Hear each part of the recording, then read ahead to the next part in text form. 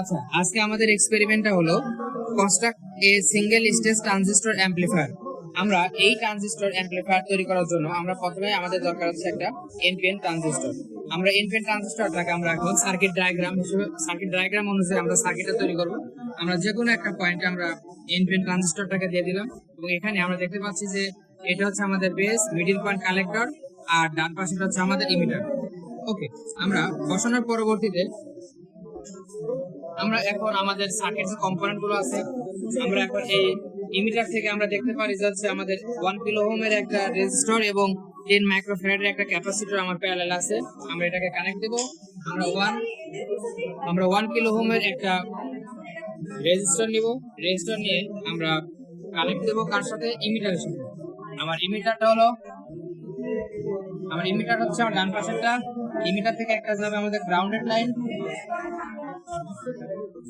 ওকে, দেন আমাদের আরেকটা যাবে হচ্ছে আমাদের 10 মাইক্রোফ্যারাডের পজিটিভ প্রান্ত, যেটা 10 মাইক্রোফ্যারাডের পজিটিভ প্রান্ত, এটা হচ্ছে পজিটিভ আর নেগেটিভ, যেটা সেই নেগেটিভ চিহ্ন আছে, সেটা যাবে আমার ইমিটার থেকে গ্রাউন্ডেড লাইন। হয়ে গেল এটা আমাদের প্যারালাল কানেকশন। অর্থাৎ আমাদের এতটুকু কানেক্টেড আমার হয়ে গেল। ওকে, এবার আমরা কালেক্টরের কানেকশনটা যদি কালেক্টরের সাথে আছে 0.1 মাইক্রোফ্যারাড একটা ক্যাপাসিটর, এটা আমাদের 0.1 মাইক্রোফ্যারাড আছে। এবার আমরা কালেক্টর থেকে যদি একটা লাইন দিই, কালেক্টর আছে মিডিলে, এখান থেকে আমরা যখন লাইন বাইরে বের করে দিলাম। ওকে, তারপরে আমরা দেখতে পাচ্ছি যে কালেক্টরের সাথে আমাদের আউটপুট অসিলোস্কোপ একটা লাইন, সেটা আমরা পরে দেব।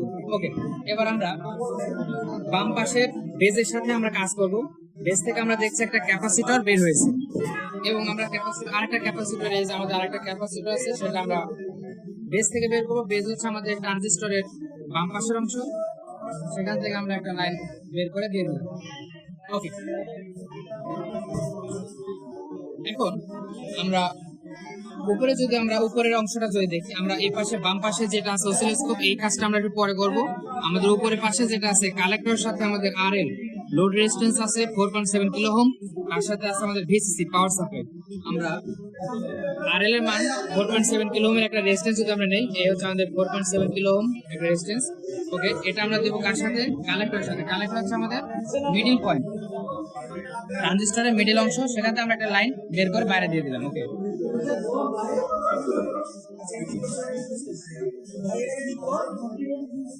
এবার আমাদের এই পয়েন্ট থেকে আমাদের একটা লাইন আছে 12 ভোল্ট, সেটা আমরা পরে দেবো। তার সাথে আমরা একটা কানেক্ট 56 কিলো ওহম, এটা আমাদের 56 কিলো ওহমের একটা রেজিস্টর।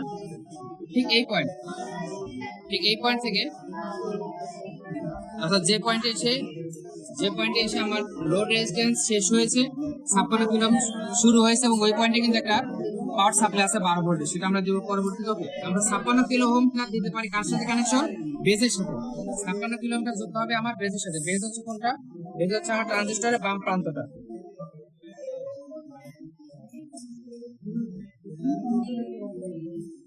ওকে, আমরা 56 কিলো ওহমটাকে আমরা ট্রানজিস্টরের বেজের সাথে কানেকশন দিয়ে দিলাম। এবার আমাদের আরেকটা কানেকশন আছে, আমাদের ঠিক বেজ থেকে আমাদের আছে আমাদের 10 কিলো ওহমের আরেকটা রেজিস্টর। এটা আমাদের 10 কিলো ওহমের একটা রেজিস্টর, সেটা আমরা সেই বেজ থেকে নিয়ে গ্রাউন্ডেড লাইনে দিয়ে দিই। এটা হচ্ছে আমাদের গ্রাউন্ডেড লাইন আছে 10 কিলো ওহম, আমরা গ্রাউন্ডেড লাইন করে দিই।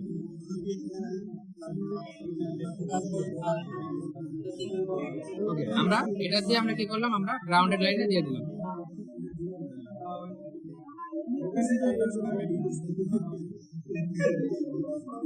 ওকে, আমাদের প্রাথমিক যে সার্কিট সেটা আমাদের হয়ে গেল। এখন আমাদের প্রাথমিক যে কাজ সেটা হচ্ছে আমাদের বায়াসিং করতে হবে। এটা আমাদের প্রাথমিক যে সার্কিট কাজ সেটা আমাদের এই পর্যন্ত সমাপ্ত। এবার আমরা বায়াসিং করব।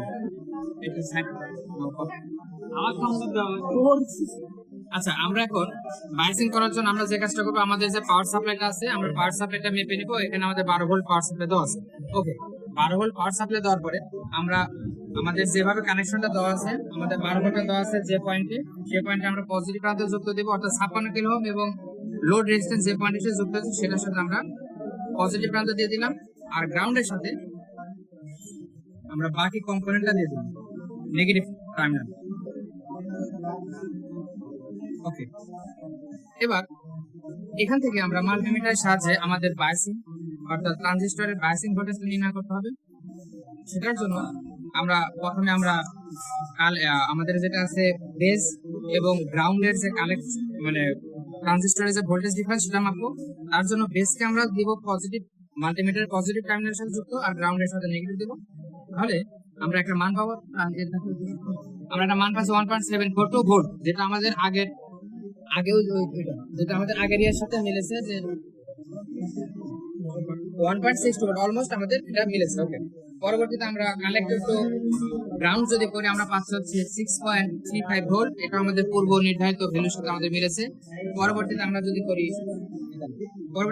করি হচ্ছে ইমিটার টু গ্রাউন্ড আমরা যদি একটা ভোল্টেজ মাপি, ওকে, তাহলে আমরা পাচ্ছি একটা মান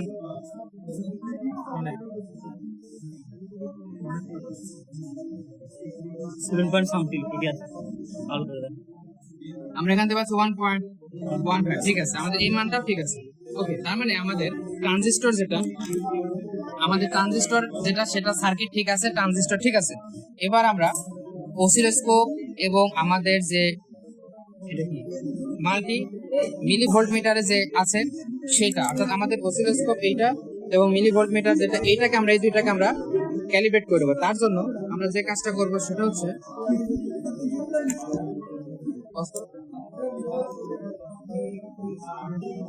ওকে, আমরা এবার শুধুমাত্র আমাদের অসিলেটর এবং মিলি ভোল্ট মিটারের কানেকশন আমরা দিলাম। দেওয়ার পরে আমরা দেখতে পাচ্ছি একটা মান পেলাম, এবং এটার জন্য আমরা যেহেতু মিলি ভোল্ট আমাদের এখানে 55 মিলি ভোল্ট দিয়ে কাজ করব, আমরা এই রেঞ্জটাকে যদি 100 করি, অর্থাৎ এখন যখন আমরা মিলি ভোল্টে 100 দিলাম, তখন আমার এই যে ঘর নিচে যে ঘরটা সেটা আমার হয়ে গেল 100 মিলি ভোল্ট। যেহেতু 100 নিয়েছি, আমার উপরের যে ঘর 1 আছে সেটাকে আমরা নিব 100। যদি 10 নিতাম উপরে ঘর হতো 10, যদি 30 নিতাম তাহলে কিন্তু তখন নিচের ঘর ক্যালকুলেট করতে হতো, তখন নিচের ঘরটা হয়ে যেত 30, 300 নিলে নিচের ঘর তখন 300, এভাবে আমাদের এখানে ক্যালকুলেশন হবে। ওকে, এবার এখানে আমরা 55 মিলি ভোল্ট এমন ভাবে ফ্রিকোয়েন্সি নিব যার জন্য 55 মিলি ভোল্ট হয়। এখন আমরা দেখতে পাচ্ছি যে ফ্রিকোয়েন্সির সাথে খুব একটা আমার কিন্তু পাচ্ছি না, আমরা মিলিভোল্টের রিডিং পাচ্ছি না। তার জন্য আমাদের এখানে মোটামুটি আমরা একটা মান আমাদের 1 কিলো হার্টজ নিয়ে যে কোনো একটা মান, সেটা 1 কিলো হার্টজ আমরা নেব এখানে। এবং এইখানে আমাদের ম্যাক্সিমাম মানে অ্যাটেনুয়েশনটা রাখতে হবে 0, আর অ্যাম্পলিটিউড যেটা আছে ঠিক এই অ্যাম্পলিটিউডটা বাড়িয়ে কমিয়ে আমাদেরকে মান নিতে হবে। আচ্ছা, এবার আমরা এই অ্যাম্পলিটিউডের নবটা ঘুরিয়ে কম বাড়া করে আমরা 55 তে নিয়ে আসবো। 55 তে আমরা দেখবো, যেহেতু আমরা 100 তে আমরা যেহেতু সিলেক্ট করেছি, 100 তে যেহেতু আমরা নিয়েছি, যে সাদা কালার নব 100 তে আছে, তার মানে আমরা উপরে ঘরে 100, 55 হবে, এটা 50, আর তার একটু বেশি হচ্ছে 55। ওকে, এতটুকু আমাদের বায়াসিং হয়ে গেল। অর্থাৎ আমরা বায়াসিং বলতে কি করলাম, বায়াসিং বলতে আমরা যে জিনিসটা করলাম সেটা হচ্ছে আমাদের শুধুমাত্র এই অ্যাম্পলিটিউডের যে বিষয়টা, এই অ্যাম্পলিটিউডে আমরা হাত দিতে পারবো না, অর্থাৎ অ্যাম্পলিটিউডটা ফিক্সড করে নিলাম 55 মিলি ভোল্টের জন্য। এটাই হচ্ছে আমার এই অসিলেটর এবং মিলি ভোল্ট মিটারের একটা বায়াসিং আমরা পেলাম। এবার আমরা বাকি সার্কিট যে কানেকশন গুলো রয়েছে, যেমন আমাদের এই পয়েন্টে অর্থাৎ এই ক্যাপাসিটরের শেষ পয়েন্টের সাথে আমার অসিলোস্কোপের সংযোগ, এবং এই ক্যাপাসিটরের শেষ প্রান্ত এবং গ্রাউন্ডের সাথে অসিলোস্কোপের একটা শেষ সংযুক্ত করব। সরি, এটা আমরা হচ্ছে ভোল্টমিটার যুক্ত করব এই পাশে। তাহলে আমরা যেরকম পাই সেটা হলো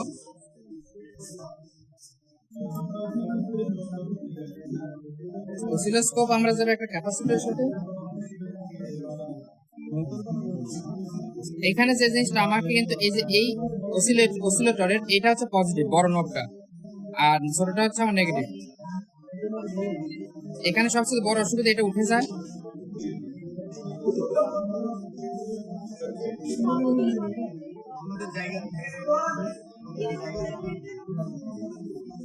ওকে, আমাদের অসিলেটরের কানেকশনটা হয়ে গেল। এবার আমরা ভোল্টমিটারের কানেকশনটা দিব। ভোল্টমিটার আমরা এভাবে দিতে পারি।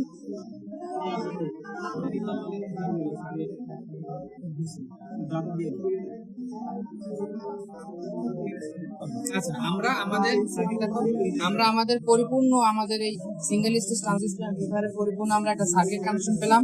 এবার আমরা আমাদের ডেটা কানেকশন নিব। সেটার জন্য আমরা সর্বপ্রথম যখন 100 ফ্রিকোয়েন্সির জন্য আমরা ডেটা কানেকশন 100 ফ্রিকোয়েন্সি নিব, তার জন্য আমাদের এই নবে চলে যেতে হবে। এখান থেকে আমরা 10 নিব আর এখান থেকে আমরা 10 দিলাম, তাহলে আমাদের 100 হার্জ হয়ে গেল।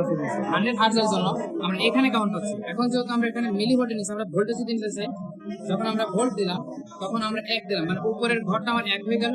তখন নিচেরটা কতটুকু হচ্ছে, এটা হলো 0.2, তার মানে আমরা অলমোস্ট এখানে মান পাচ্ছি 0.1। এখান থেকে আমাদের এই যে অসিলেট করছে সর্বোচ্চ যে ম্যাক্সিমাম পয়েন্ট উঠছে এটা হচ্ছে 0.21, অর্থাৎ আমরা পেয়ে গেলাম আউটপুট ভোল্টেজ 0.21। এটা আমাদের পূর্ব নির্ধারিত ছিল 0.3, বাট আজকে আমরা পেলাম 0.21। ওকে, আমরা আরেকটা ভোল্টেজের জন্য দেখাই, আমাদের একটা ফ্রিকোয়েন্সির জন্য দেখাই। যদি আমরা 5000 ফ্রিকোয়েন্সি নেই তাহলে কেমন হবে? 5000 এর জন্য আমরা 50 দিই, আর এখান থেকে আমরা দিই হচ্ছে 100, তাহলে আমাদের হয়ে গেল 5000। তার জন্য আমরা দেখতে পাচ্ছি আমাদের কেমন চেঞ্জ আসছে। এখান থেকে আমরা দেখতে পাচ্ছি অলমোস্ট 0 পয়েন্ট, আমরা যদি 1 এর ঘরেই রাখি আমরা দেখতে পাচ্ছি আমাদের সর্বোচ্চ ম্যাক্সিমাম মান আসছে 0.24। এরকম আমরা একটা মান পাবো 0.24। উইথ রিডিং না উইদাউট রিডিং? আচ্ছা আচ্ছা, আমরা এই সার্কিট কানেকশন থেকে আমরা এভাবে একটা রিডিং পাবো। আমরা এভাবে একটা রিডিং পেলাম। এবার আমাদের second table data for with feedback. আমরা প্রথমটা যেটা করেছিলাম এটা হচ্ছে উইদাউট ফিডব্যাক, এবার আমরা করব উইথ ফিডব্যাক। আচ্ছা, এবার আমরা দ্বিতীয় টেবিল অর্থাৎ ডাটা ফর উইথ ফিডব্যাকের জন্য আমাদের সার্কিট কানেকশন সবকিছু ঠিকঠাক থাকবে, কিন্তু আমাদের যে জিনিসটা তুলে ফেলতে হবে সেটা হচ্ছে আমাদের ক্যাপাসিটরটা তুলে ফেলতে হবে। আমরা যদি আমাদের ইয়ে থেকে ক্যাপাসিটর তুলে ফেলি,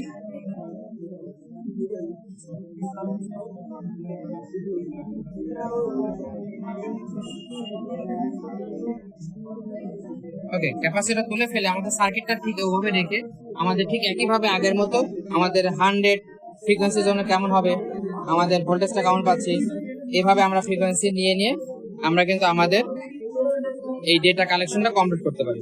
ধন্যবাদ।